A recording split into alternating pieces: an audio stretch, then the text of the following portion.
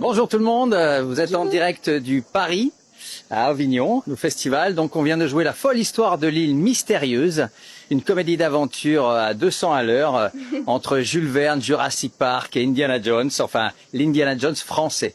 Et avec une jeune résistante qui s'appelle Louise. Voilà.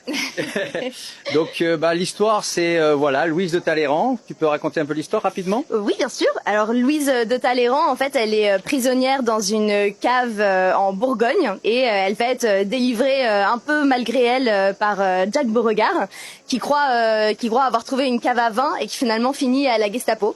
Voilà. Et ils vont s'enfuir tous les deux et ils vont partir à la recherche d'une île mystérieuse qui s'appelle Boyuka où on pourrait trouver la fontaine de Jouvence. Voilà.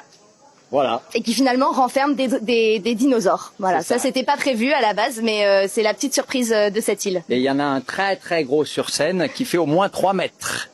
Donc généralement les enfants sont très contents et les parents aussi. Voilà. Qu'est-ce que ça représente pour vous d'être à Avignon? Pour nous, Avignon, c'est vraiment, on adore l'ambiance d'Avignon. C'est un moment où on présente des créations. Donc on était là l'année dernière pour cette création. Ça a très très bien marché. On a eu plus de 5000 spectateurs sur ce spectacle. Donc on revient cette année avec la même envie de présenter ce spectacle à toutes les familles. Donc c'est la deuxième fois là que vous revenez sur Avignon. Oui, c'est la deuxième fois. Est-ce que du coup il y a eu des changements par rapport à la réaction du public, par rapport à comment vous l'avez vécu, etc. Oui. Plus ou moins, on s'adapte toujours un petit peu. La version Avignon est un petit peu plus courte parce qu'il faut faire avec les rangements, etc. Et puis, on a eu une première version de Jacques Beauregard qui était déjà là il y a plus de 10 ans. Ça s'appelait Les Aventuriers de la Cité Z, dans une première aventure. Et ça avait tellement bien marché, et ça c'est encore en tournée d'ailleurs le spectacle, que ça nous a donné envie de créer un deuxième spectacle. Donc, on revient aujourd'hui dans l'île mystérieuse. Voilà.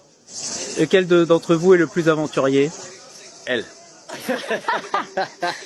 Allez, je prends, ça me va. Non, on est tous des aventuriers parce que, on va le dire quand même, être comédien au Festival d'Avignon, c'est quand même un sacré défi. C'est une aventure. Voilà, c'est 22 jours de suite à tracter, à jouer tous les jours, donc il faut quand même être un petit peu aventurier. Ouais, c'est ce que j'allais dire. Avignon, pour nous en tant que compagnie, c'est une vraie vitrine, mais c'est un vrai challenge aussi, parce qu'il faut tenir sur la durée. Voilà, donc ouais, c'est une sacrée aventure. Voilà. Et c'est un spectacle pour toute la famille. Ça représentait quoi pour vous l'aventure quand vous étiez petit? Oh là là, l'aventure, c'est toute ma jeunesse. Moi, j'étais baigné sur les Indiana Jones, la Grande Vadrouille, tous ces films familiaux, La Chèvre, Fantomas, enfin toutes ces références, et même les Tintins en bande dessinée, qui ont nourri mon esprit et ça m'a donné envie de créer ça au théâtre. Je trouvais qu'il manquait d'aventure au théâtre, et c'est pour ça que j'ai créé ce personnage d'un aventurier français pas très doué, mais voilà, qui crée aussi de la comédie. Et pour conclure, un dernier mot pour donner envie aux spectateurs. Donner envie aux téléspectateurs.